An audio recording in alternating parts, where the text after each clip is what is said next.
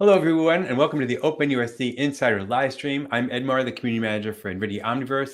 I'm thrilled to have you here along with my colleagues, Oyinda and Eric. How are you guys doing? So We're good. doing great. This is going to be a fantastic episode. Actually, this is going to be an amazing episode. I'll say that right off the bat. You'll find out in just a minute. We have a very special guest who I'll talk more about. During this live stream, every week at this time, we bring you the latest innovations in simulation, robotics, AI, and beyond. Today's topic is absolutely fascinating. Training humanoid robots with Groot Dreams using synthetic data from World Foundation models. We're going to explore how NVIDIA Groot, our platform built on 4 pillars: simulation frameworks, synthetic data pipelines, simulated data, and robot foundation models, is accelerating humanoid robot development.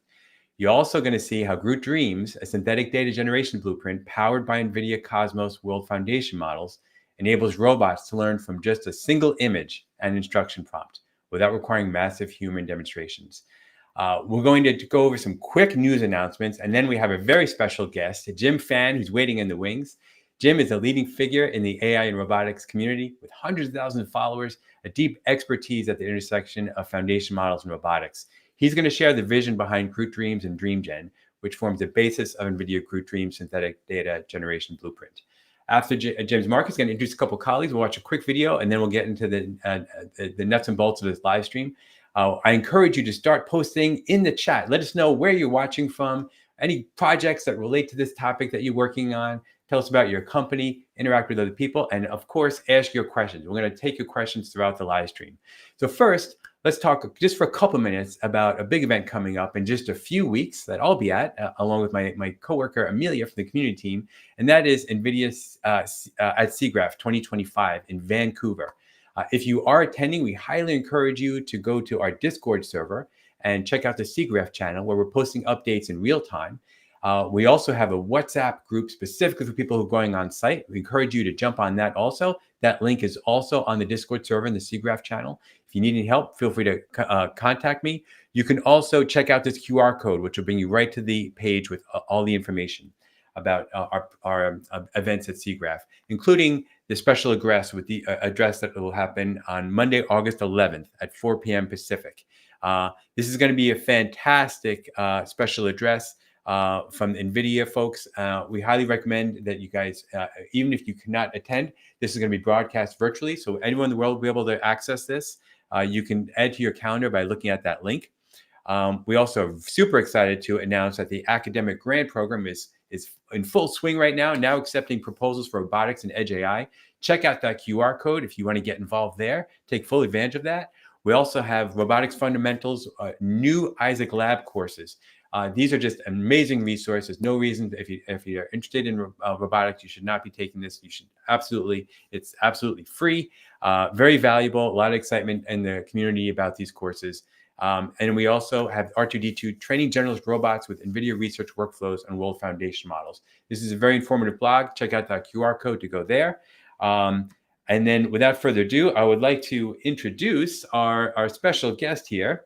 Oyinda and Eric, this is a very special episode, and this is a very special person joining us. I'm very excited to have Jim Phan here. So Jim, let's see if I can get the magic button working here. There he is. Ta-da! Everyone. Welcome. Thanks for having me. Oh my gosh! We are so excited to have you here, Jim. It's an amazing opportunity for everybody and us. So you're going to actually tell me about your role at NVIDIA, because you actually have a lot going on right now. Yes. So I've been working on robotics and then co-leading the Gear team on Project Groot. So yes, we have been working on some of the hardest problems.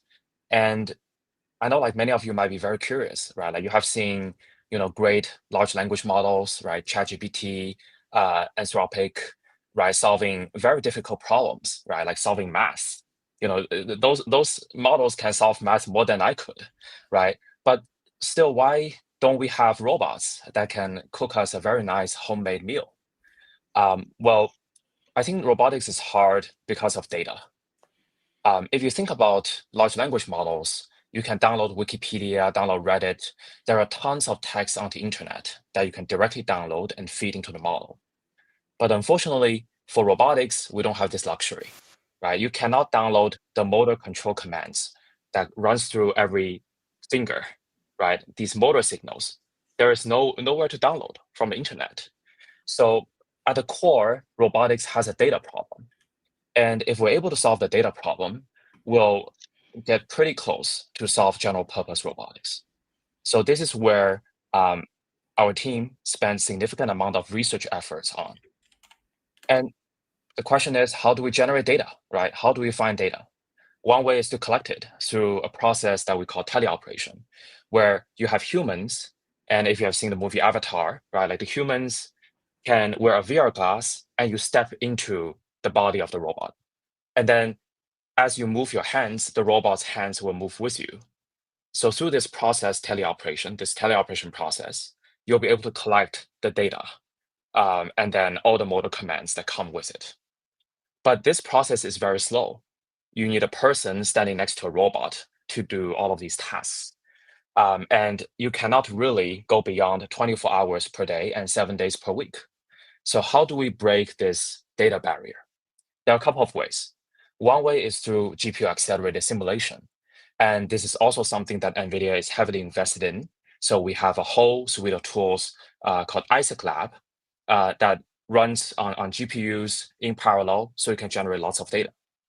And the data in Isaac Lab are physically accurate, but it's really hard to capture the full diversity of everything in this messy real world.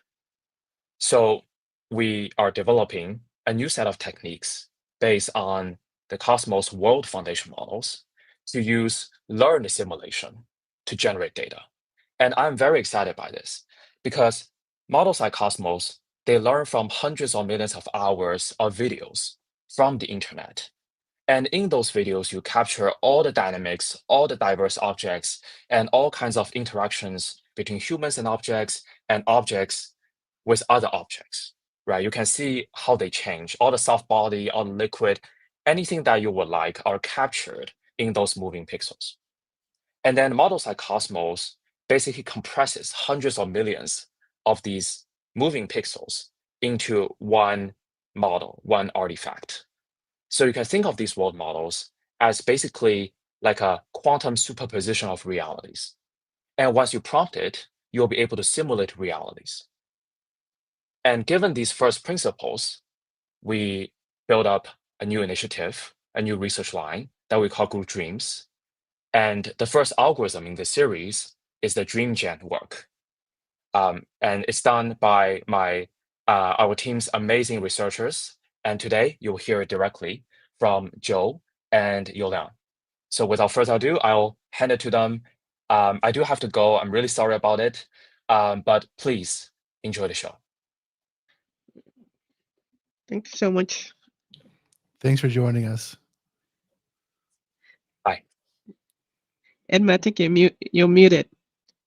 Sorry, perfect. Thank you for that. I'm going to actually post in the chat. We've got a great video from Jim talking about the Turing test. And that was just posted just in May. But without further ado, let's actually fully introduce Jim's colleagues here, Joel and Youliang. So thank you so much for joining us. Yeah, thanks for having us. So tell us about each of your roles and what you guys focus on at NVIDIA. Yeah, so I'm a research scientist at the Gear Lab led by Jim and Yuka. I focus on video world models and the latent actions. Very good. Youliang? Yeah, hi, I'm Youliang. So I'm a senior research engineer in the Gear team. So my focus is on the robot system and also on imitation learning methods. Yeah. So awesome. Amazing. Amazing. Okay. And actually, I should take a step back and let my co-hosts here fully introduce themselves. They're no strangers to the live stream. Oyinda's been many times. Eric, obviously, aka Strainflow. Oyinda, why don't you tell everybody about your role at NVIDIA? Okay. Hi everyone. I'm back here again. And I'm Robotics Technical Marketing Manager. And I basically work on different kind of platform, Isaac Sim, Lab, Groot, different kind of technical materials like live stream, blogs, and DLIs, courses, just chat with different kind of people to be able to know what are your needs for robotics and what can we supply as an NVIDIA technical marketing. Yeah, thank you. Thank you. Okay, Eric. I'm also a technical marketing engineer, and I'm relatively new to robotics myself. And so I would say that what I'm trying to do is learn as much as I can about robotics and learn to do as much as I can with robotics, and then share my journey with you to help other people follow along with me. So I think that's how I would describe my role. Well, that's awesome. Eric is very active in the community, so people probably recognize him from the Discord server and the forum. So I'm really glad to have both of you here leading this discussion because it's a fascinating one. And I think to put things in perspective, especially, Jim just gave a great vision just a few minutes ago. We have a fantastic video that will play, and then Joe and Yulang will dive deeper into it. But I think this really sets the stage for what we're going to be talking about over the next hour or so. I see all the great comments coming in, so we're gonna watch this video really quick, and we'll be right back.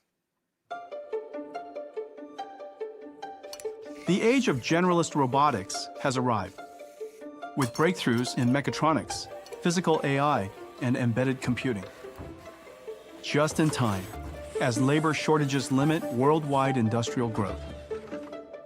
A major challenge for robot makers is the lack of large-scale, real, and synthetic data to train models. Human demonstrations aren't scalable, limited by the number of hours in a day. Developers can use NVIDIA Cosmos physical AI World Foundation models to amplify data. Groot Dreams is a blueprint built on Cosmos for large-scale synthetic trajectory data generation, a reel-to-reel data workflow. First, developers fine-tune Cosmos with human demonstrations recorded by teleoperation of a single task in a single environment. Then, they prompt the model with an image and new instructions to generate dreams, or future world states.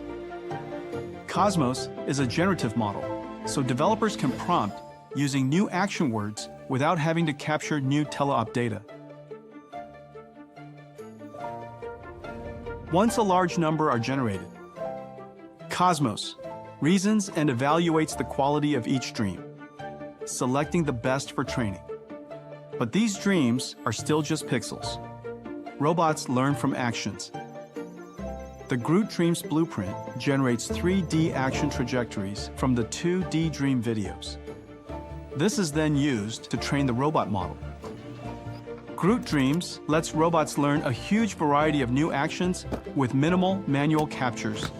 So a small team of human demonstrators can now do the work of thousands. Groot Dreams brings developers another step closer to solving the robot data challenge.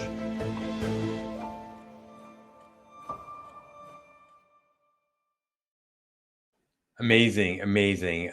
If you're just tuning in, I'm Edmar. We are exploring training humanoid robots with Isaac Groot Dreams using synthetic data from World Foundation models. Very happy to have our two guests here, Joel and Yu Liang, including my co-hosts Oyinda and Eric. So let's dive right in. That was a fantastic overview. So Joel, how would you like to start? Yeah, thanks for having us. Jim gave a great intro, and I would like to build upon it and continue on that topic and give a presentation. I'll give a brief, not a brief, I'll give a 20-minute presentation about the first 5 minutes will be about the Isaac Groot platform, just about the whole the 4 different pillars, and then I'll dive into the details of Groot Dreams for about 10 to 15 minutes. And then Yu Yang will give some 10-minute presentation about N1.5 and how we use that to do different robotic tasks. Amazing. Okay, great. Lots of great comments and questions coming in. So keep them coming. We'll try to circle back to the questions after the presentations, and maybe even stop at some point if something's super appropriate to take a pause on. Okay, Joel, take it away. He's going to start sharing his screen in 1 second. And I want to say, we had a question in the chat here about how you can watch this afterwards. This presentation, a live stream, like all of our live streams, exists on our YouTube channel. So if you go to our YouTube channel for NVIDIA Omniverse, just go to the live section. You'll see all the live streams from the past. Okay, here we go. I think we're seeing your screen now. All right, perfect. Yeah. Go ahead. So yeah, Jim asked a very good question in the intro. So where is our robot foundation model? It's 2025, and where is it? Jim mentioned about teleoperation, and he mentioned about avatar being like controlling the robot. So this is an actual data collection session in our Gear lab. So you can see it's not that easy. So you can see we have to reset some of the objects while collecting the data.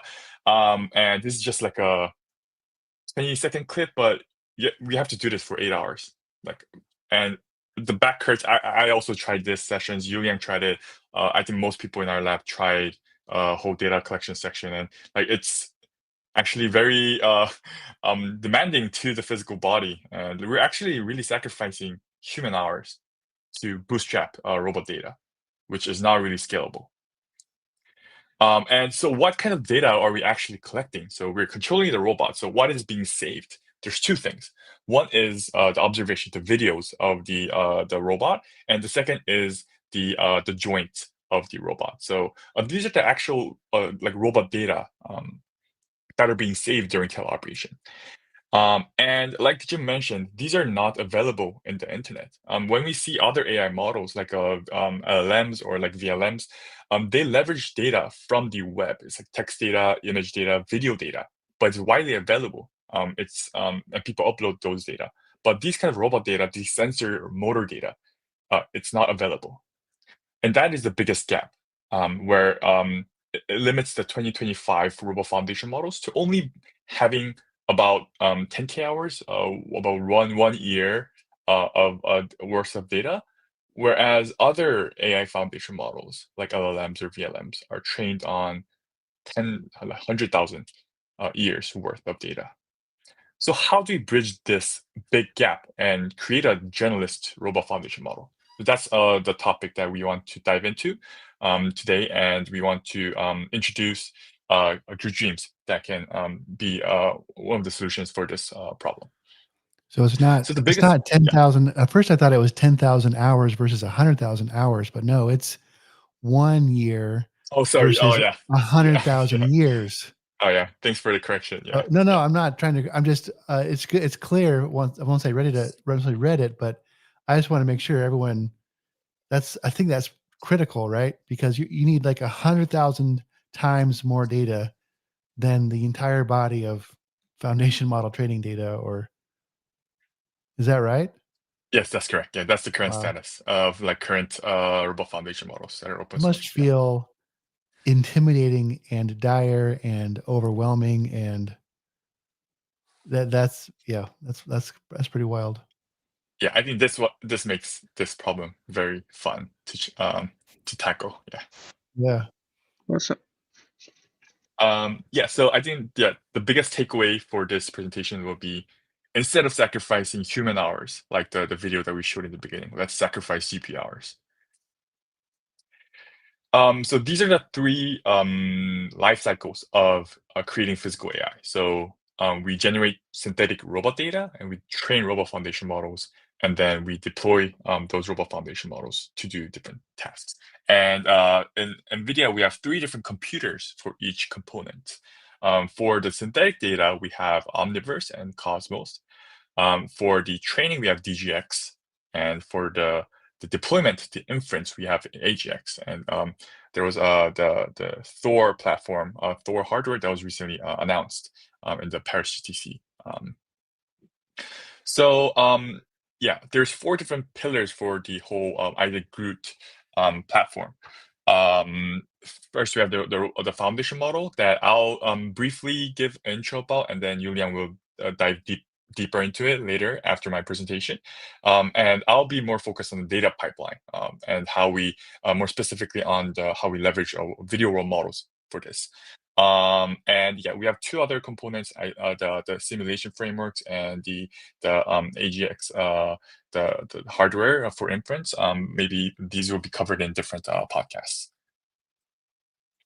Okay, so yeah, I'll go straight in. So to give a brief intro about like the actual robot foundation model, we developed it with three core principles: generalist, dual systems, and data pyramids.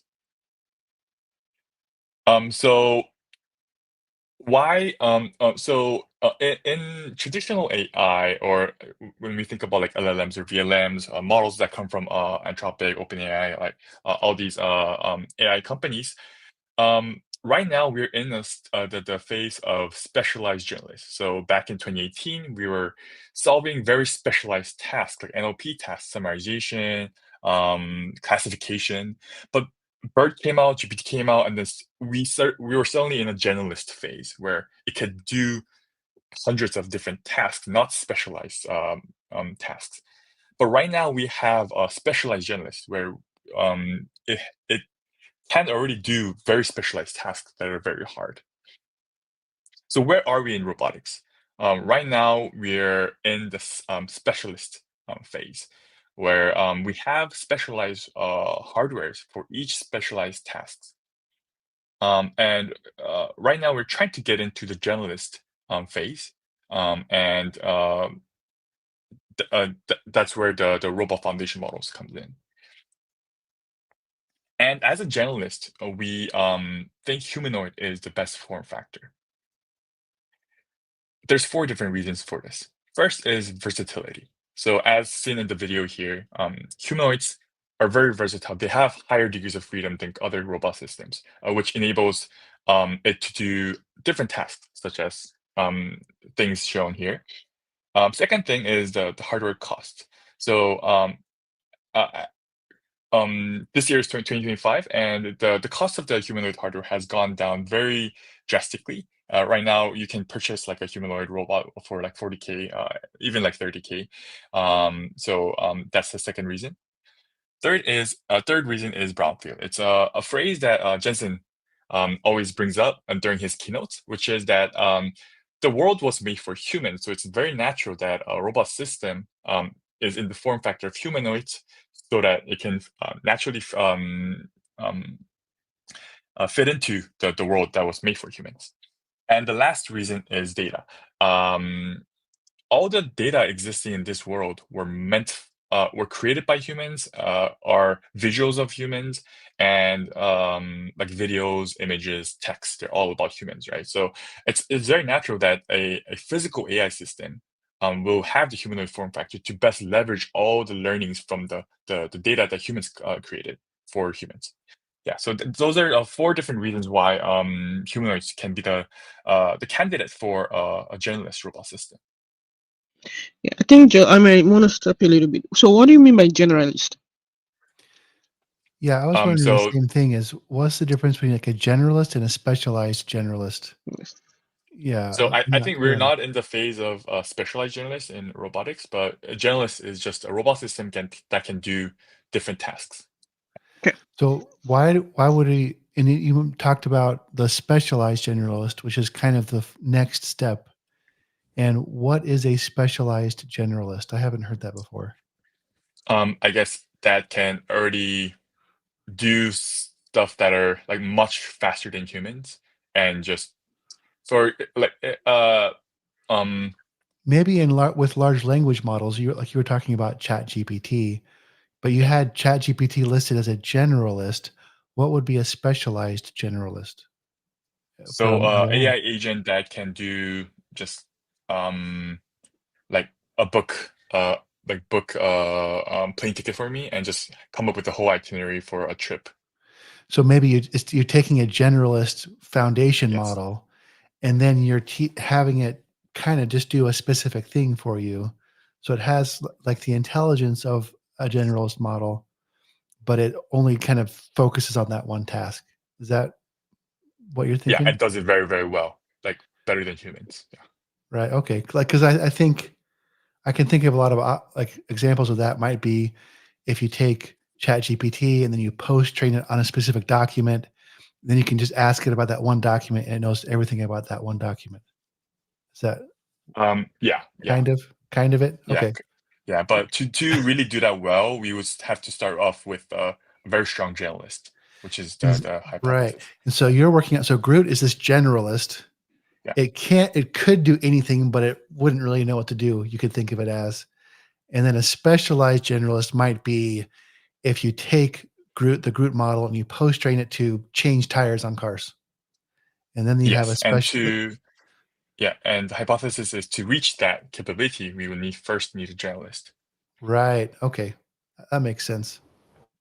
Yeah. So to add on, it's also similar to like also in robotics or machine learning, we always have a situation of out of distribution. So if you just train a specialist directly, use a specialist directly, when it sees something that is unseen, it will just break. It won't able to like complete the task. But if you have a generalist and then fine tune it to become a specialist generalist, like what Joe actually mentioned, then it's able to like when it's in an so-called unseen environment, is able to like fall back to is able to fall back to a generalist. So it's more robust to this kind of like environment perturbations in this case. Yeah. Awesome. That That makes makes sense. sense. Yeah, Like I I've think- been using Cursor for some vibe coding, and I could ask it really. I mean, it really helps me code. It has its specialty, but I bet if I just asked it a question that didn't have to do with coding, it would probably wouldn't break, which would be nice. Yeah. Awesome. Yeah. Thank you. I think we can move on now. So back in March GTC in San Jose, we introduced the first open humanoid foundation model, Groot N1. And basically, Groot N1 is a foundation model that takes in a robot observation and a language prompt for a given task, and then it outputs motor actions. And it's been widely used for the last 3-4 months. And so basically, we can prompt the model with a task, pick up a cylinder, put it in the yellow bin, and it will output the motor actions that I showed at the beginning of the presentation, and then it will perform this specific task. So yeah, these are the actual outputs that the model generates. And this model follows a dual brain system where there's two different systems, System 2 and System 1. And System 2 does the more of a reasoning, and it's slower than System 1. And System 1 does the more low-level sensor motor control. And we have a LLM and a diffusion model together. So the LLM does the reasoning, where it takes the language input and it reasons about how to do it, and gets discrete actions. And then the diffusion model actually generates continuous motor actions. So these are the more detailed diagram of, so given the observation, language, the LLM System 2 takes in the image tokens and the text tokens, and then reasons about how to do this given task, and then sends the some representations to the System 1, which is the diffusion model that generates, given some other information like robot state, and then diffuses the action tokens into actual continuous actions to send to the robot to do the task. So through this model, we can do stuff like handing over a flower, putting the flower on the vase, and just also the robot can hand stuff to the humans. And yeah, also like so I think Yulian's gonna give more depth intro about this, and this can not only be applied to humanoids but also other robot systems such as a Lee robot arm as well. Okay, so that's a brief intro, and let's talk about the most important thing in AI, which is data. So we follow a data pyramid principle when developing our robot foundation model. So there's 3 different layers. First is the web data. So this has a lot of passive data, like YouTube videos, text data. So this actually captures the raw knowledge. The second is the real-world data, which is teleoperation data. And this is very expensive and very time-consuming, and it's not that abundant in size. And we have the middle layer, where it's synthetic data, and which we are focusing on in this talk. So we have actually two approaches, and Jim also mentioned this in the beginning. Before Groot Dreams, we had a pipeline called Groot Mimic, where say we have some teleop data, like 10 examples, then we use simulation frameworks to augment the trajectories using some privileged information in simulation. And we use Cosmos to try to tackle the sim to real gap visually. So that's how we augment maybe tens of demonstrations to 1 million. And I believe there's the podcast separately on this topic. And this is kind of, so Group Mimic is almost like, if you compare it to an image model, it's almost like an augmentation technique where you're taking trajectories and you're reversing them and you're translating them and Yes. so you're tweaking those teleoperation trajectories to turn them into many more similar trajectories. Is that about right? Okay. And So I simulation think of does it that way. the heavy lifting. Yeah. Right. But is there not all of the simulations will work. There must be some check that if the simulation was a good one or not, and it only keeps the good ones. Or, Yeah. So Yes. There's some of them, some percentage get tossed out, I guess. Yeah. I think so. The main topic is so this is the pipeline that existed, and I'm not 100% expert on this. I think there's other podcasts and there was other episodes on this. Yeah, we had one. It's Yeah. just not. No worries. Sorry. Nice. Yeah. So I guess in the Groot Dreams, we replaced the simulation with video world models like Cosmos. So yeah, this is the pipeline that we want to mainly introduce today, which is we use Cosmos to generate augmented data or even generate new motions, which hasn't been possible before. So yeah, let's get into this. The pipeline. Oh, so before I get into the pipeline, in the 3 layers, we can interpret this with Groot Dreams. When we interpret the 3 layers with Groot Dreams, the web data becomes the data that's used to train the video world model. So all the videos in the existing, Jim also mentioned this, is used to pre-train the Cosmos model, the video world model. And the real data now is used to post-train Cosmos and adapt the video world model to that specific robot embodiment that we care about. In our case, we use the Fourier GR1. So in the Cosmos, when it's pre-trained on web data, it knows a lot about how humans move, about how the world, like a lot of like just basic physics of the world. But in the post-training stage, now it learns specifically about the robot that we care about, which is a humanoid in our case. Well, and that's why you can have like the humanoid foundation model videos that can control. And I've got an SO101 behind me. You probably can't, but Nice. You can teach it to control the SO101, even though it's just an arm and not an entire humanoid, right? Yes. So now the post-train Cosmos actually doesn't control the robot right away, but it generates synthetic data to train the Groot N1.5 in our case to output motor actions. So it's used as a data generator. So I'll go ahead with the pipeline. It's divided into 4 main stages. The first is we post-train the Cosmos model on human teleoperation data, and this is the world model about like the kinematics of the robots. Like each robot has different constraints. For example, like this Fourier GR1 humanoid that we mostly do all of our experiments on has 6 degrees of freedom hands. If we just use the video world models right away, it's trained on human hands, which is very dexterous. But this specific robot has 6 degrees, which you can't do that much. So we need to teach the model, the world model, to generate the constraints. So yeah, this phase actually just learns more about the robot system. So it can be about humanoids, it can be about other robots as well. The second is now our video foundation model is an image to video model. So given an image, it generates a whole video. Given an image and a text prompt, it generates a video. So after fine tuning on the teleoperation data, we can give the Cosmos model new initial frames of like new objects, and then we can prompt it with new verbs, so new motions outside of the teleoperation data.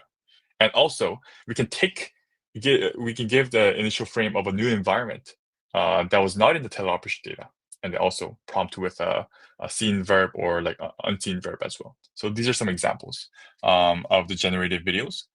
So you can see the left is a new behavior where during stage 1, we only used pick and place. So picking up an object and placing as the teleoperation task.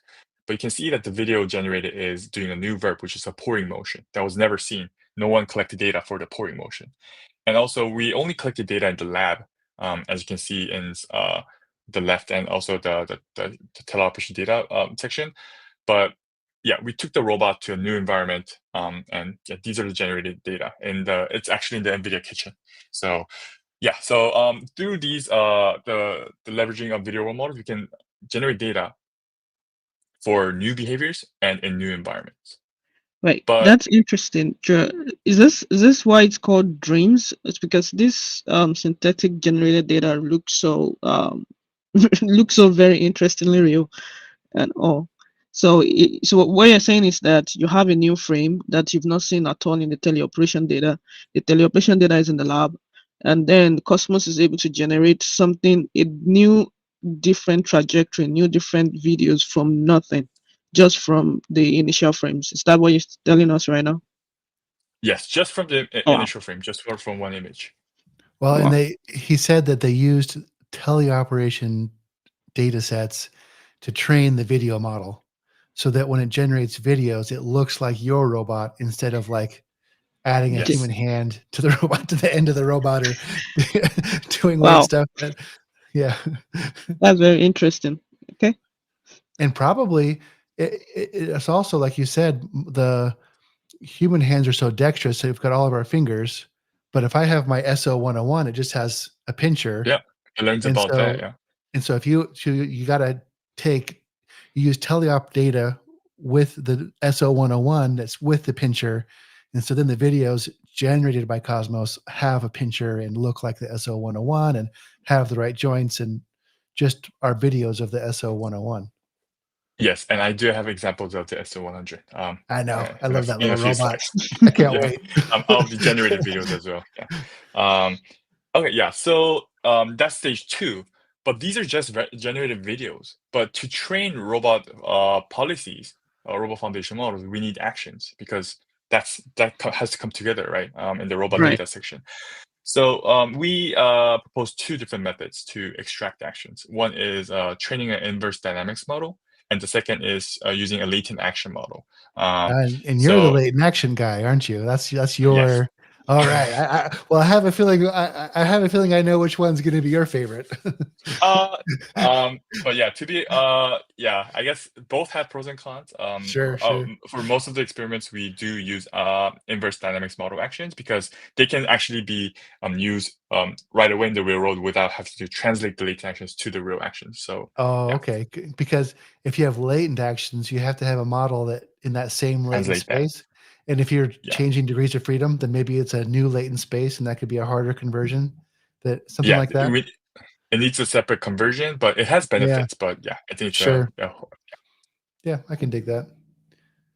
And So just after, yeah. I just want to say real quick that I was Mr. like RL is going to be the winner in this battle between IL and RL. But then when I saw Groot Dreams, and the reason is because I always thought, well, IL can only interpolate the stuff it's the demonstrations that are out there. Yes. But then I saw this, and I'm like, well, shoot, now you can extrapolate and create new actions and then I even see that people are using RL to refine some of these, and I'm like, it's not even a battle between RL and IL. That's just different than I ever thought it would be. So anyway, I just love Groot Dreams is really just so cool. I'm such a fan of you guys' work. Just got to say that. Oh yeah.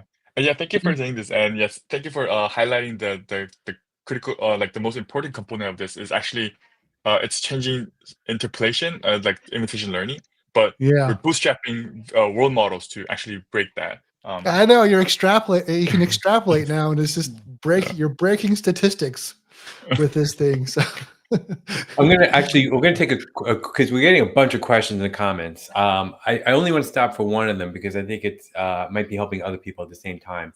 We have a couple people ask something very similar. What is latent action, and what is what is latent and IDM? Okay, so I think I do have a lot of slides left, and I don't think we have a lot of time, so I'll defer this to the blog post and the paper.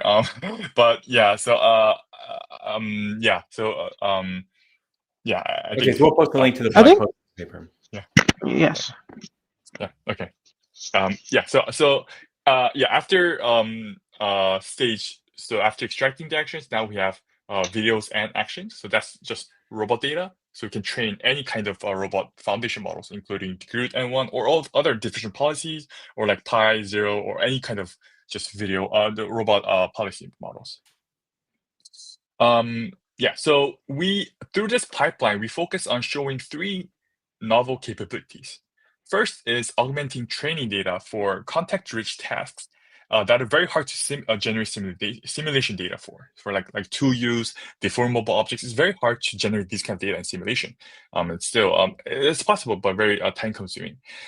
Second is for new behaviors, like Eric mentioned, like extrapolating outside of the teleoperation data. And the third is in new environments. So yeah, let me dive into details for each. So the first is augmented data for context-rich tasks. So now I'm showing examples of teleoperation data. So these are actually controlled by humans. 4 different tasks that are hard to simulate. So you have folding deformable objects. We have like wiping. Let's see. Yeah, wiping. So it's like liquids. And then like using tool like hammering. So it has to pick up the hammer, and then so it's very hard to generate simulation data for these. So yeah, we go that through wiping task would be so hard to simulate. I mean, wiping up a fluid and like cleaning it off. I mean, that will be tough. Yeah, I think there's a lot of efforts on this, but I think still like it's pretty time consuming. It's pretty difficult. So we go through our Groot Dreams pipeline, the 4 different stages. Through this pipeline, we can generate synthetic data for these tasks. So these are all synthetic data, generated data of like wiping, folding clothes, and hammering. So no need for very like detailed simulation environment setting. Yeah, and we can generate synthetic data and then co-train with real data, and then you can train robot policies to perform these tasks. So these are some of the actual autonomous executions of the robots co-trained on these synthetic data and real data. So these are some videos. So when you say neural trajectories, what do you mean by neural trajectories? Oh, so yeah, I skimmed ahead. So basically, you need some model that looks at that video and tells you what are the motor positions and trajectories from that video. And that's the data that you actually use to refine the Groot foundation model. Is that right? Yes. So like in step 4, we have the extracted actions and the videos. We call them neural trajectories because they're neural generated robot trajectories. Yeah. Okay. So it's a short step for that. And someone asked about these, like, how does that work with robots of different sizes? And I would guess that in the beginning with those teleop demonstrations, you have not only can you use those to train your video models to generate videos of that robot, but you can also, the trajectories, the real one, that you have ground truth data in those videos. So you can probably use those same videos to train your trajectory kind of state estimator kind of a model. Is that right? Yes. And that's the next slide. Perfect intro sorry. for this. Yeah. So perfect. Yeah. So now this pipeline, we can leverage into different robot systems. So and also with different viewpoints. So I think that's one interesting thing is, so we have Franca robot. So this is teleoperation data for 3 different tasks. So and with this robot, we have a left view and a right view and a wrist view. So we have 3 different views. This is a teleoperation data for picking up a milk, putting it on a bowl. This is for cube stacking, and this is for scooping M&Ms and then pouring it in a dish. So, and this is just one robot arm. We use the same pipeline, teach the video role model about this specific viewpoint. So we simply concatenate these viewpoints and then train the model. And yeah, these are generated data. And one interesting thing is it retains the consistency from different viewpoints. So you can see that when this left view moves in the right view, it also moves left. So Right. and also the wrist view. So all the 3 views have consistent perception of the world. Motion. Yeah. So You you know, can see. I'm just kind of what video foundation model are you using for these? Cosmos. Yeah. Okay. Right. Yes. Okay. Sorry. Of course you are. Yeah.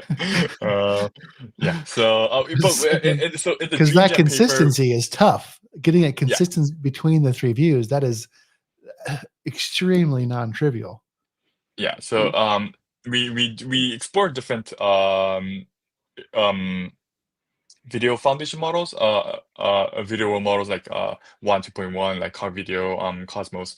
What was actually critical for these multi-view was having enough multi-view videos. So in this specific setting, we augment these kind of tasks. But before we post-trained on this, we actually pre-trained on Droid, which is like 50,000 episodes of this specific left, right, and wrist view. So I think to actually learn about the left, right, wrist, it needs just a lot of robot data for this specific viewpoints. Right. I think I also like to mention that it's Cosmos Predict because they are different. There's a lot of Yeah, Cosmos. they are different. Yeah, we've got multiple Cosmos models that are part of this pipeline, right? So Cosmos Predict is the video model, is that right? Is Yes. that what you're saying? Okay. Yeah.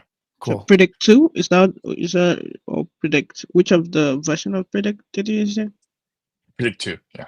Predict 2. Okay, good.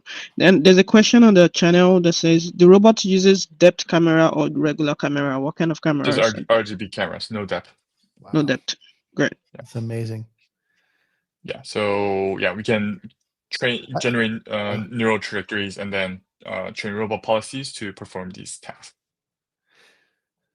Now, Oyenda and I have a bit of a bet going on. She's going for top camera and wrist camera on her SO101, and I'm going for top camera, side camera on my SO101. Is that right? Oyenda? Yeah. Yeah. That's a perfect intro for the next slide, which is S0100. So yeah, so this can be applied to like $100 robot. So S0100. We collect teleoperation data for 2 different tasks, which is picking up a strawberry and grapes and playing tic-tac-toe. Are those plastic strawberries and grapes, or are those real, like, soft ones? They're soft ones, yeah.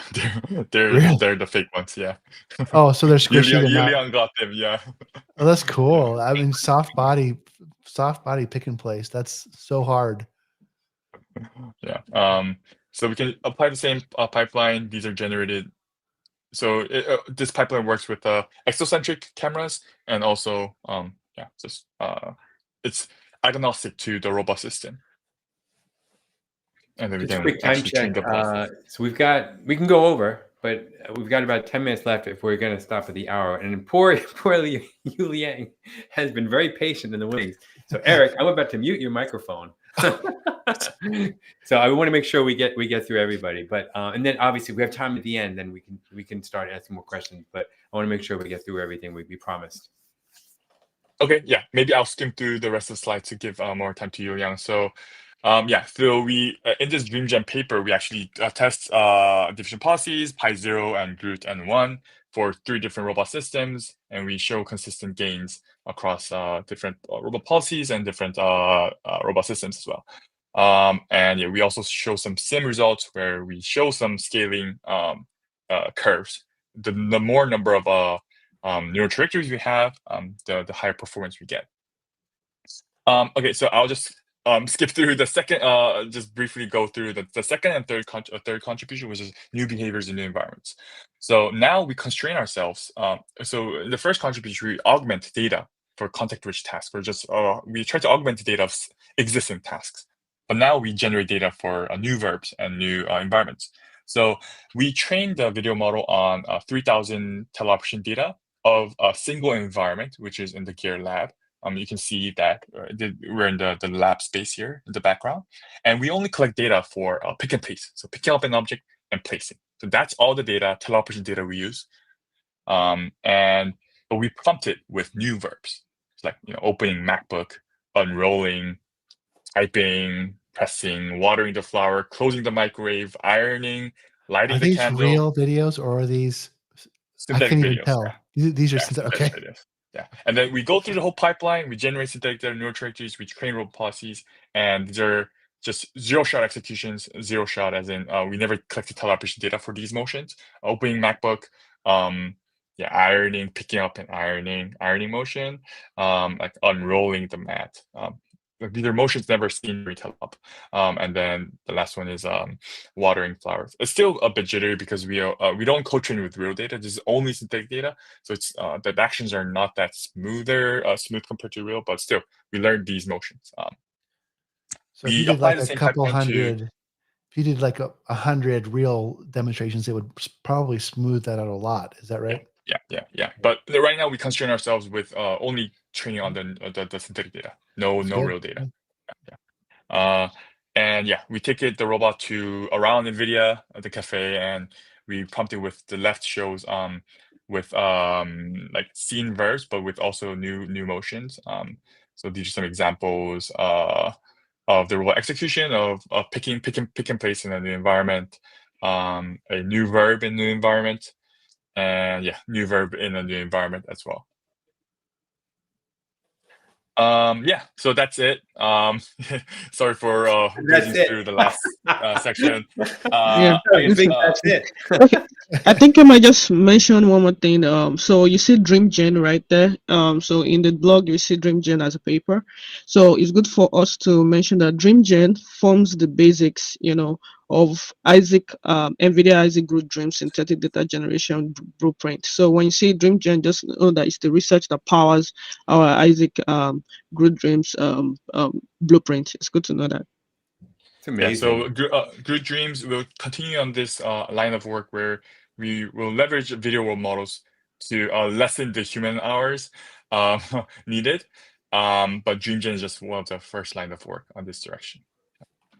Really amazing. Thank you so much, Joel. That was fantastic. Really, so and much. great questions throughout. I was just joking. I would never mute you.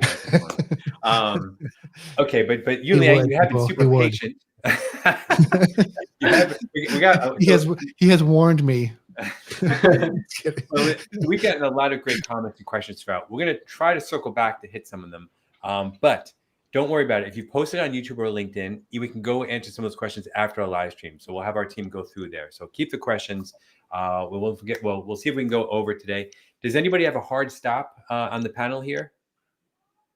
Okay, so we can go a little bit over, everybody who's watching. So without further ado, I know we want to dive into Groot N1.5 and get an intro to this robot foundation model and find out what's new and the latest, and I think some usage and fine-tuning examples. And for that, we have Yo Liang, who's been, as I said, super patient. So you get the award today.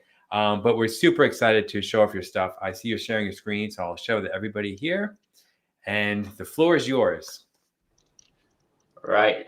Thanks so much for Joe for presenting.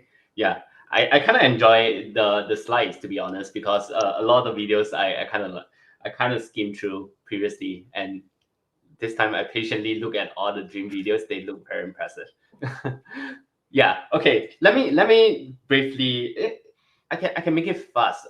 So let me briefly talk through about this introduction of Groot N1.5. So this is another big research initiative in our NVIDIA research gear team. Me and Joe, we spend quite a lot of time on building this foundation model for robotics.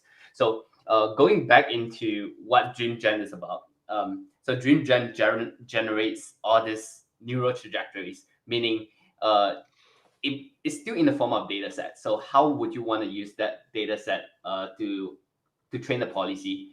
And the policy can be in terms of a diffusion model or different kind of like policy. So in this case, we are using Isaac Groot we can use Isaac Groot to train to use it as a foundation model and train it with the DreamGen data. So what's Isaac Groot? Isaac Groot is our robot foundation model, and recently we have an update, N1.5. We call it a vision action language model for most of this kind of robotics foundation model because it takes in vision perception cue, and also it has language as an input and output action. And it's open source. It's fully customizable. You can post-train it with real or synthetic data, and we pre-train it with cross-embodiment data.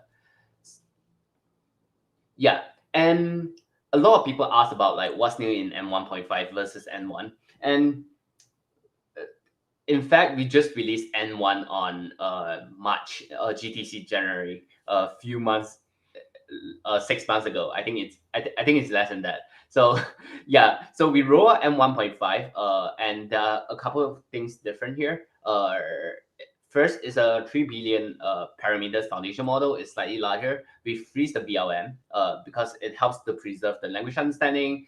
We enhance the VLM grounding, switch the backbone, train it with bounding boxes, all this data, and Flare integration and DreamGen integration. And these are the paper that we reference to. Because of lack of time, feel free to read the paper, feel free to read the blog post. It's very insightful.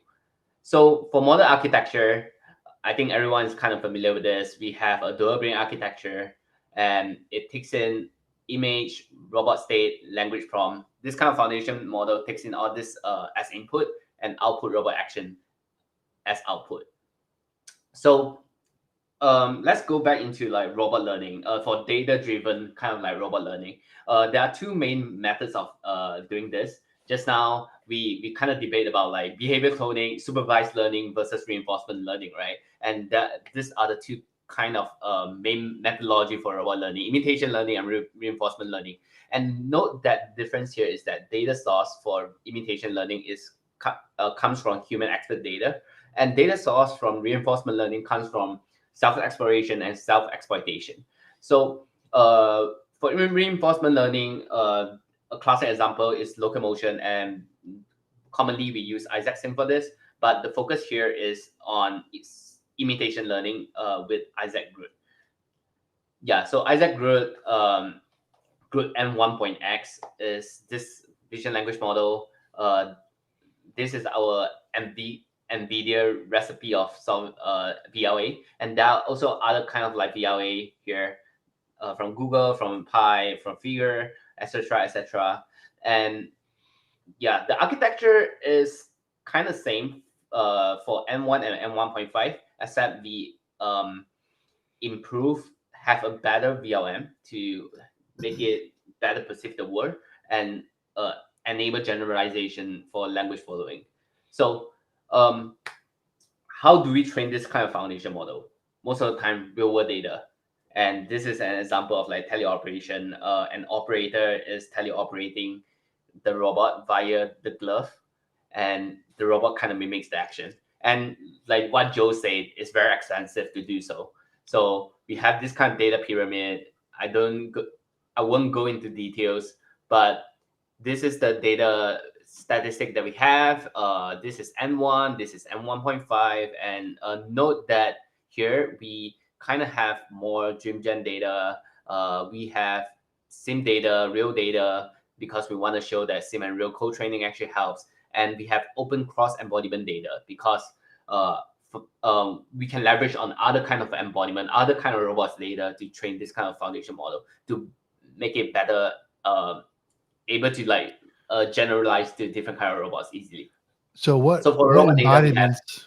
What embodiments do you have in there? Because I know, the humanoids are essentially two manipulators, and I noticed that in your videos they're typically standing still, and so the embodiment would be like kind of like a two manipulator embodiment. What other embodiments do you have in there? Yeah, so for embodiment, there's this kind of initiative called OXE, Open Cross Embodiment project of 2 years ago. And we used most of the cross embodiment data from there, including like a single arm manipulator, Frank arm, like what Joe actually showed you, that it has multi-view camera. So that is part of the cross embodiment data. And AGI bot data, they release I think 1,000K hours. Yeah, correct me if I'm wrong. Yeah, data, and then we use it's kind of like a mobile manipulator, a human-like robot. But yeah, we can, if you believe cross embodiment actually helps in terms of training a foundation model. Yeah, that hypothesis, if you really believe in that kind of hypothesis, you can just mix all this kind of cross embodiment data together and then train your own foundation model. Yeah, so this is the real world data. But again, real world robot data is expensive to do so. So that's why we use synthetic data. In this case, we have kind of a digital twin or digital cousin in RobotCasa, and then we can train it with all this kind of we do co-train, kind of like co-training. That's some co-training paper that shows when you co-train similar data, you can get boost up performance. So we kind of do that in the pre-training stage by training all real data and sim data together in the mixture. And this is the third part of the web video data that we kind of emphasize just in this Groot Dream blueprint. So Joe works on this the LAPA, we call it latent action labeling and prediction. Yeah, this kind of like latent action pre-training method to train a latent action encoder, something like this. And for so that you can utilize like web video data to train this kind of like latent representation. Also, if you think video world model is like a distilled version of the web data, you can also use video world model to generate all these neural trajectories and then use it to train our foundation model. That's what DreamGen is about. So we consider DreamGen as part of the web video data in the data pyramid, if you understand what I'm trying to convey. Yeah, so this is the result for Groot N1 versus diffusion, vanilla diffusion policy is in our white paper. And interestingly, for N1.5, we specifically target on the task of language following, meaning we want to enable true generalization of leveraging the capability of a VLM, vision language model. So true generalization requires this kind of like language following in terms of unseen prompt. So in this case, we are able to boost up the language following capability from M1 to M1.5 by quite a significant amount. This is partially this is mainly due to how we freeze the vision language model during pre-training and post-training, and also we have Flare as post-training that further improve the performance of Groot M1.5.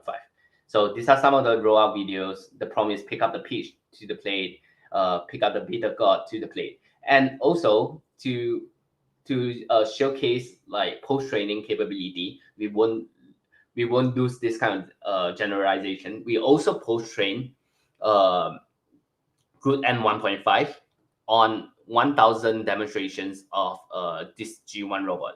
So notice that this particular bag of chips and also the grapes,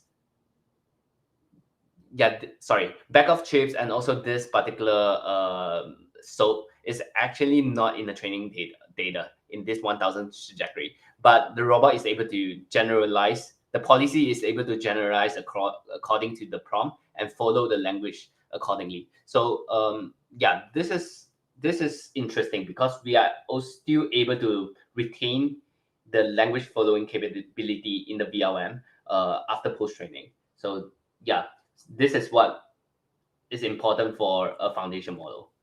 Yeah.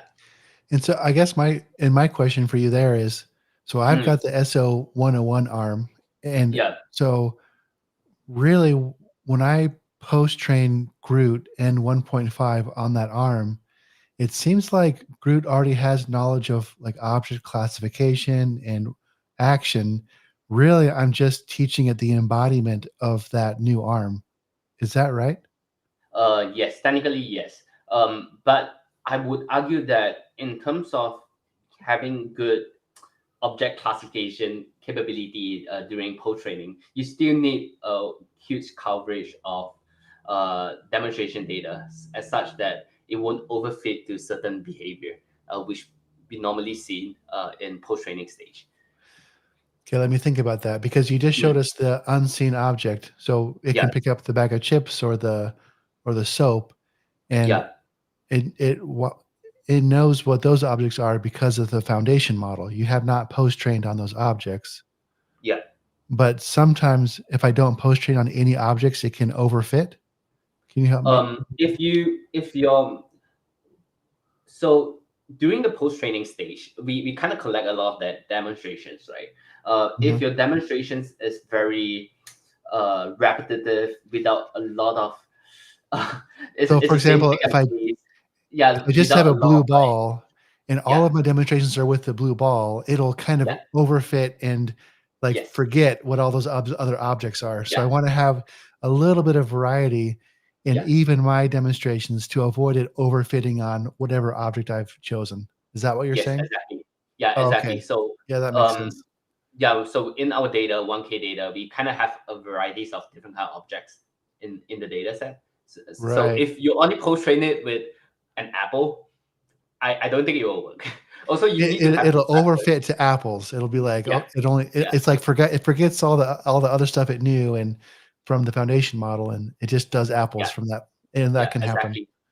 Exactly. Where if I use random objects, it won't overfit typically, and it'll kind of remember all those other objects from the foundation model, and should be able to work with objects I haven't trained it on.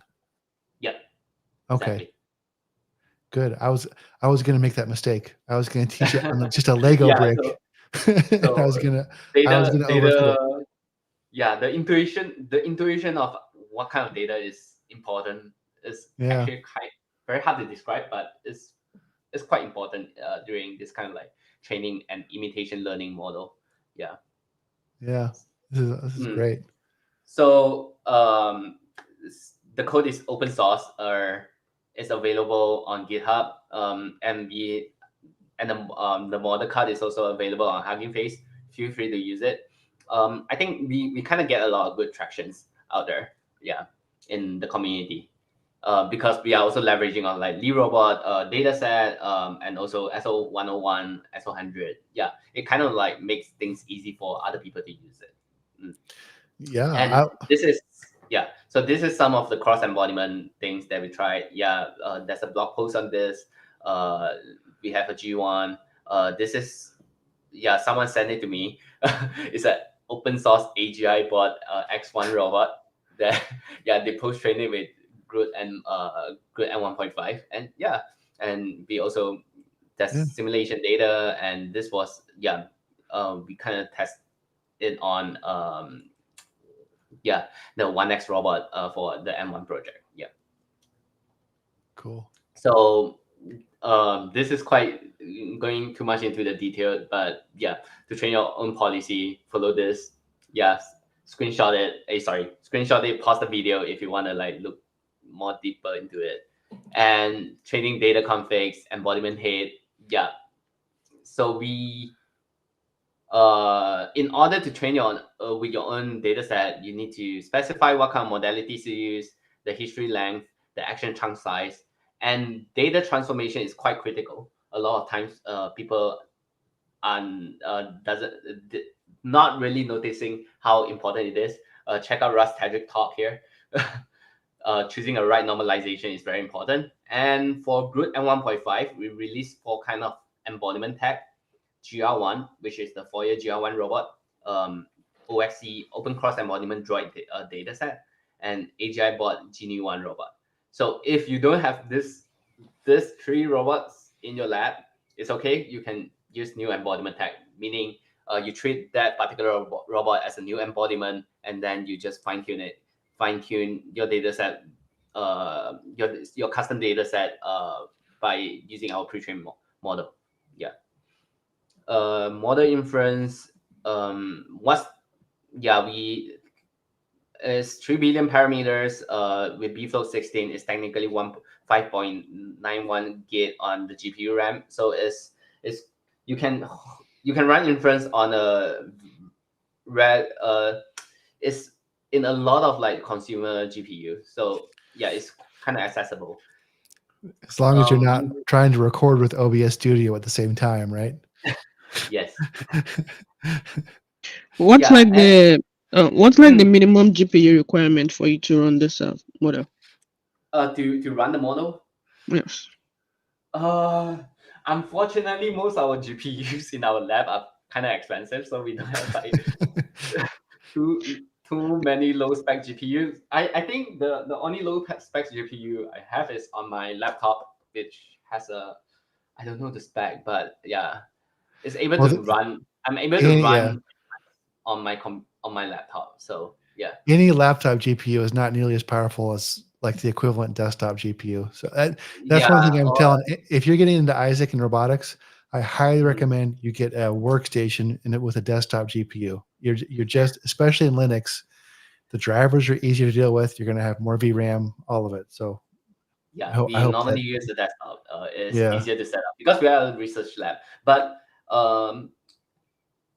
gratefully, we have internally in the NVIDIA team that works on this kind of like optimization for inference optimization. So in our open source code, we also provide script conversion to convert it to Onyx format and TensorRT format, so you can speed up the inference on edge devices like Jetson or any kind of like devices, or even on your desktop. So yeah, it's kind of an optimized model file. Yeah, that's awesome. So that you can actually run this on a Jetson or not top. Yes. Okay, wow, that's good. That's awesome. Yeah. That's amazing. So the script is also available in our open source code. Yeah, base. Mobile manipulator, here I come. You know. Yeah. So I think this is the last slide. Some of the core ideas. I think, and let's go to Q&A. Amazing. Okay. Okay, and before we quickly go to the Q&A, I think one thing I also want to mention is, of course, this is quite a number of information, but we want people to dive in. It's good to know that these things like Groot Dreams, we have the repo for Groot Dreams. So for people to try, I think Edma can drop the link. We also have the repo for Groot N1.5. We have the open source. Joe, just confirm with me. We have the post-trained Cosmos for model on Hugging Face, right? Exactly. So you don't have to post-train it. You don't have to. You can try the post-trained Cosmos. You don't have to post-train Cosmos for maybe if you're using a GR1. But of course, if you're using a different embodiment, you can do that post-training. And we've seen a lot of people in the community try to do that, and it's been successful. So we also have like a blog for telling you step-by-step tutorial on how to post-train Groot N1.5 for a different embodiment. So there are a lot of resources right there for you to actually try out what we're talking about today. And we'll be glad if you can check out the blog, check out the GitHub repo, and also check out the R2D2. That's the research that actually powers this. And then let's see what kind of interesting projects we can all come up with, and we'll be excited to look at them. Now we can go to the questions. Yeah. Oh my gosh, there are a lot of questions. So many questions. So hold on a second. How much time do people got, and how much do you guys have water? So first, before we start taking these questions, I need to know who's got a hard stop because of meetings or anything like that. Well, I've got the Isaac Lab That's right, study 50 group minutes. in 15 minutes. Okay. And you, Liang, and Joel, you got a few minutes? Okay. So my suggestion is let's try to tackle each question as quickly and succinctly as possible. And then for deeper dives, let's encourage people to go to the GitHub discussion area or the forums or Discord. Let me see. Yolinda, you're probably in the best position to select the questions you think would be most appropriate here for our guests. If you want to scroll through, and Eric, you as well, and let me know. I actually tried to keep tabs on a lot of them and ask as we were going, just so you know. Okay, So that's a lot great. of my interruptiness is trying to kind of That's great. ask the question when we're talking about the thing. All your questions are good. So now I know where you're getting them from. All right. So Yolinda, what would you like to hit first? Okay, so we have a question about the input to Groot Dreams. Just an image, new initial frame, and language prompt. From where do we generate the input image, as it might be different from teleupdate or first person view? That's great question from Groot. YouTube. Yep. Okay. So yep, you want to take this one? Yeah, that's a very good question. So in this, like for example, in this video, like okay, opening the MacBook. So this is like a initial frame that we prompt the model. We actually take this initial frame in the real world, like I take a picture with the camera egocentric view. We actually take 50 pictures. So we randomize the MacBook location because we really want to perform this task, right? Then we have to be robust to different laptop configurations. So we actually take initial frames of different laptop positions. We have like a randomized square. So we randomize, and then we generate 50 neural trajectories, like depending on the total number of initial frames.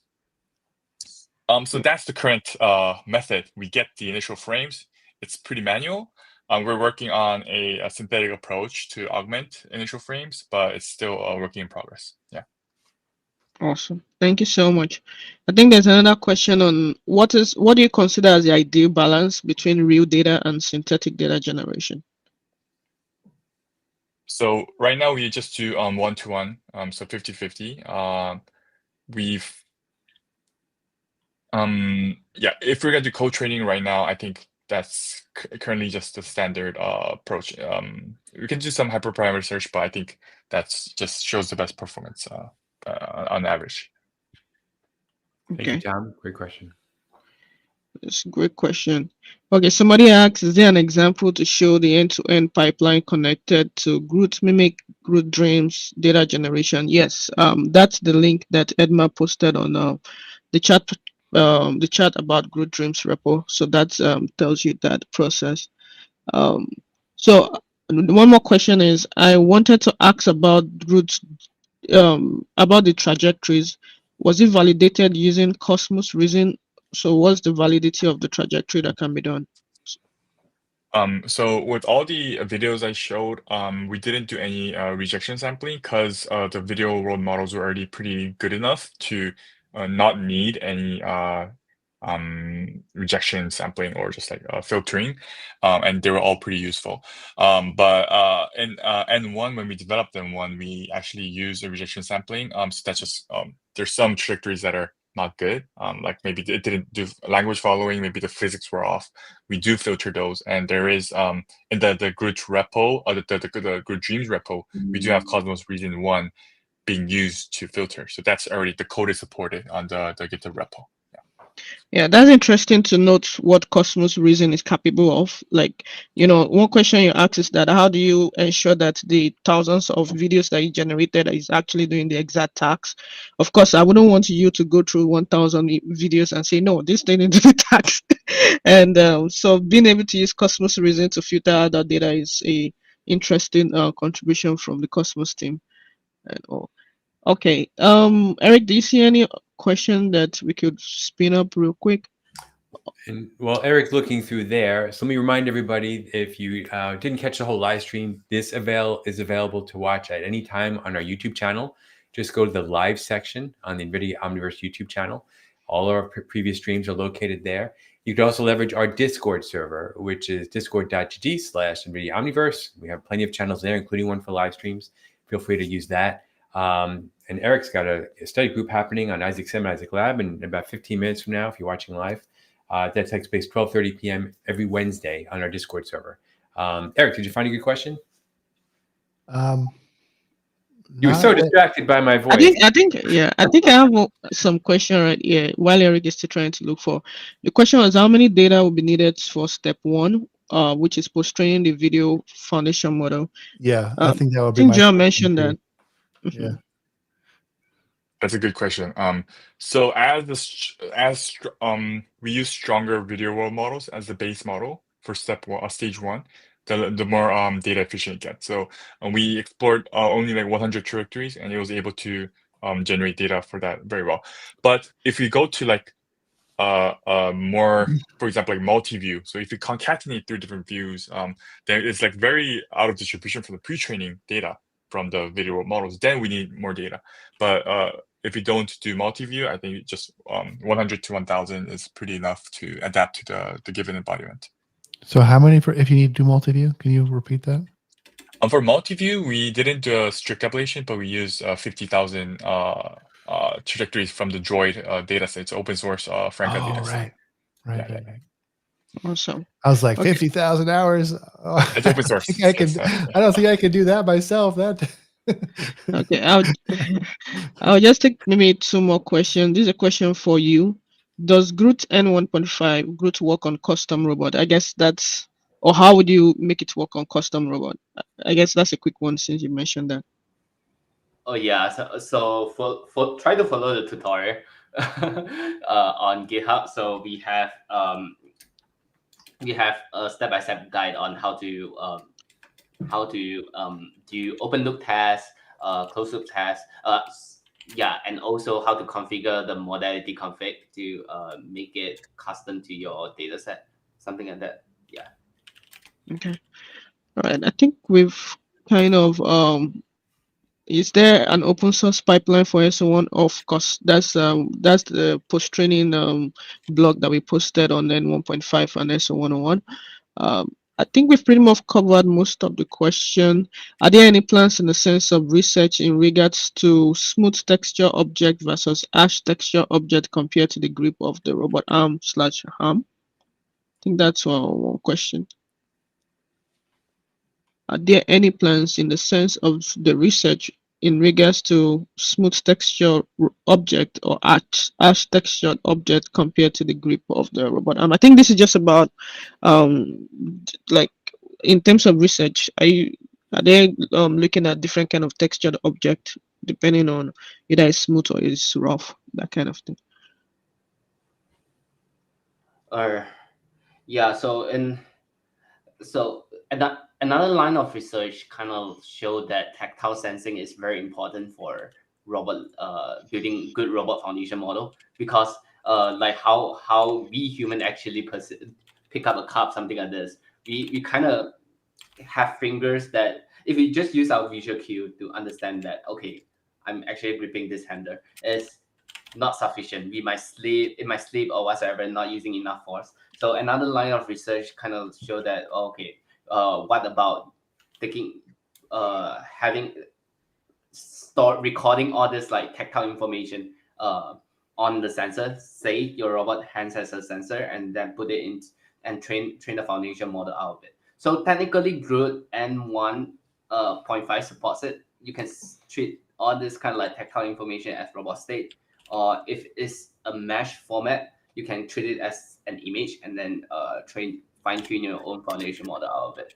But because our pre-trained model doesn't have this kind of like pre-trained information about tactile information, it's not able to leverage on it. So, but this is an active research on how we can use tactile information to better boost the performance of foundation model. Yeah. Awesome. Talking about time, how long did it take for you to post-train N1.5 on the SO101? Like from getting the data to roughly?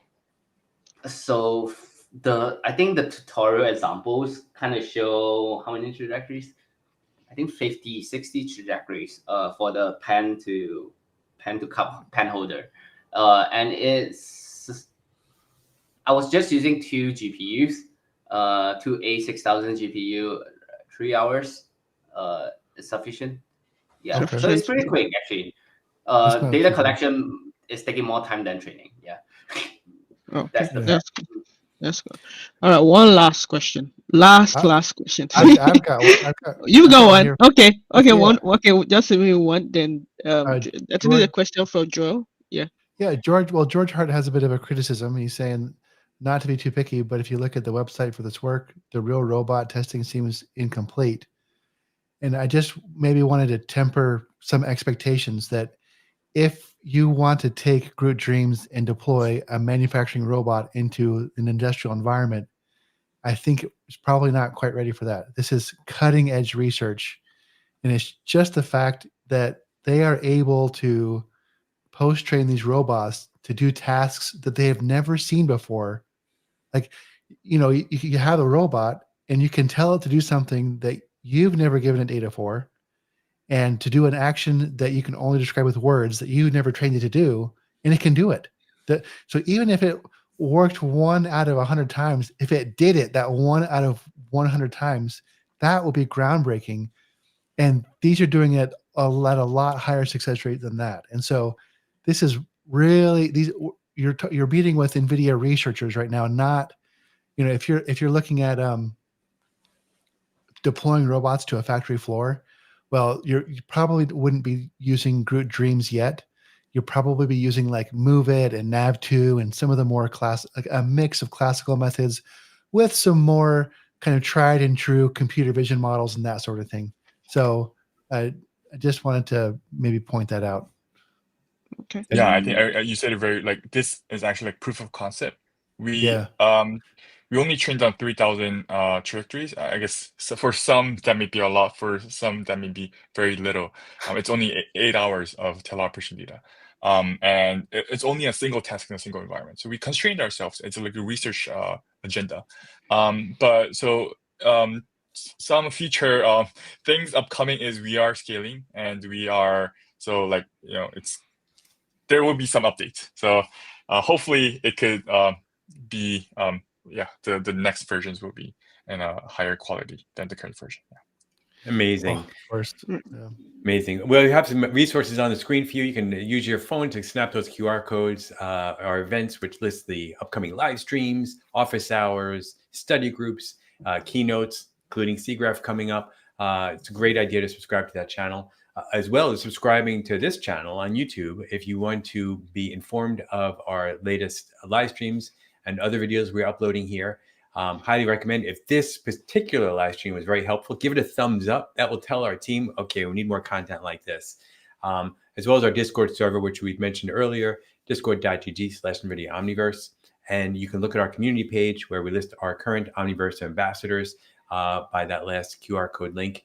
Or you can just do a search for NVIDIA Omniverse community, and it should come up right away.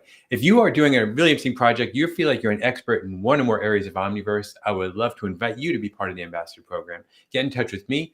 You can hit me on LinkedIn. Just go to edmar.net. That'll go right to my LinkedIn page. Let me know what you're working on, and we'll talk about it and see if maybe you're the next ambassador we're looking for. We're going to be announcing the next few ambassadors at CGraph 2025. Again, if you're going, please let us know. Leverage the Discord channels for CGraph, where we're posting all the latest announcements, including our WhatsApp group for CGraph attendees. And also, let me just do really quick before we say goodbye. We've got a few things that we want to just highlight that the community kind of showed off this week. This is from Worker Labs, and Ken, the CEO, posted this. I highly recommend you check out Worker Labs. They've been posting some amazing content, including a tutorial leveraged on Isaac Sim. Check out that nice little video for. I'm going to go to really relatively quick because I want to highlight a couple people, but definitely recommend Worker Labs and Ken. Interactive, if you're doing any work with XR and NVIDIA Omniverse, they've been posting amazing content here, especially if you're leveraging Apple Vision Pro. So I highly recommend you follow Interactive there. Their channel is great. And there's our good friend, John, right there, who is a great community member. And then finally, Kabalan KB, who's a developer from India. who's been posting amazing stuff. He's teasing a little bit of a blog that's coming up regarding training JetBot in Isaac Lab from Sim to Real. So that usually when he posts this teaser post, that means the blog's coming out like tomorrow. So just a little heads up. Highly recommend you check those out. For our panelists, this has been a fantastic, what has it been, 4 hours now? Fantastic hour and a half. Kicked off with a great introduction on the vision from Jim Phan. What do you think is the key thing you want people to take away from this great informative live stream today? We'll start with you, Liang, because you were super patient. So you're going to go first now. Take as much time as you want. But what do you want people to take away from today's presentations? I think what we kind of share today is an active line of research. I want to make this clear. Me and Joe, we are part of NVIDIA research. We are interested on trying to make robots more generalized. So they are more of a generalist instead of a specialist. We see a lot of robots out there, right? Not a lot, but we can see robots in manufacturing or in some delivery hotel doing delivery robots. But they are kind of scripted. They are always doing the same thing over and over again. The agenda here is to develop robots that are truly able to generalize the different kind of like tasks. So you can just tell it to do something and it's able to do so. And in order to do that, we need to pour in more resources and to develop this kind of this line of research to make sure that we are able to leverage on all this kind of priors, include priors from video world models, vision language model, and then able to like bootstrap the understanding of a world for all these embodied AI agents, and then reach through embodied intelligence. Yeah. Very stay tuned. Yeah. Wise words indeed. Again, we're going to be leading into robotics and physical AI at SIGGRAPH 2025. So if you're in the Vancouver area next month, highly recommend you go. But we're going to be streaming some stuff virtually. I'll be there, so I'll post updates on Discord. But your research is a big thing with NVIDIA. Okay, Joel, you're up next. What would you like people to take away from today? Yeah, so in the beginning of the presentation, we showed the gap, which is like 1 year versus 100,000 years, and it's like a big gap to close for robot foundation models. And like I saw in the chat, there was like some questions about, okay, so what is like unique about this group compared to other groups, like maybe like physical intelligence, or just like what kind of approach we're doing. Is like the biggest takeaway I think for this presentation is we're trying to sacrifice GP hours to less than human hours. So yeah, so please stay tuned. Hopefully we get more updates, exciting updates, and we'll try to close the 1 year to the 100,000 years, and develop some generalist models soon. Yeah. Amazing. Both your presentations were fantastic. Eric. My biggest takeaway is I can't believe I got to hang out with a few NVIDIA researchers for an hour and a half and just nerd out about this really cool robot general, the Groot Foundation model. It's just so cool. And I just can't believe I got to hang out with you guys. I think a lot of people echo that. I see a lot of great comments here in the chat. Thank you so much for everybody. Oyinda, you have the last words on this. What's your takeaway? I mean, one takeaway is the importance of synthetic data, and how synthetic data that is helping us to reduce the time for manual human teleoperation. I've done teleoperation before, and trust me, it's not easy to even get one or two. So getting a lot of that it's great to have a synthetic data generation pipeline for us to be able to save time. And it's also interesting to see how Cosmos initially was released. We have text to world and all of that, but now being able to see how it's being used for robotics and physical AI is also amazing to see what that looks like. And so I'm expecting, a lot of people to try Groot Dreams and see N1.5, N1 on different embodiments. And I want to see what it's going to look like. You've been able to tell a robot to do something, and then just by language, and it does it. That's interesting and fantastic. It's amazing. I mean, just absolutely revolutionary. I think we've got a bunch of questions actually asking if the slides, which were so helpful, if we can release those. I'm not sure. Did we discuss that earlier? Can we release those to the viewers? I would have to double check on that, but yeah, I'll get back Okay. on that. So what I would say to everybody, so I will follow up with Joel and Yuliang on the slides that they presented, and I'll see if we can come out with a version that's available to the public and shareable. If so, I'll put it on our Discord server and the live stream channel. We're going to have a thread specifically on today's live stream, so that's where you'll go. If you miss it or need any help, just shoot me a note on LinkedIn. Again, edmar.net will bring you right to my LinkedIn page, and I'll help you there through the DM system. I can't thank everybody enough, starting with Oyinda, who's been super helpful in trying to get this big topic together, working with our team and Kalyan and lots of other people on the team here who've been helping and behind the scenes. Amelia, our amazing producer, who's on a well-deserved PTO. I hope she's sipping margarita somewhere. I now understand how difficult her job is. I am wiped out because she does a lot of stuff in the background while this is happening in multiple screens. So anyway, big thanks to Amelia for helping do a lot of the prep work, and I really appreciate it and hope she has a great rest of the vacation.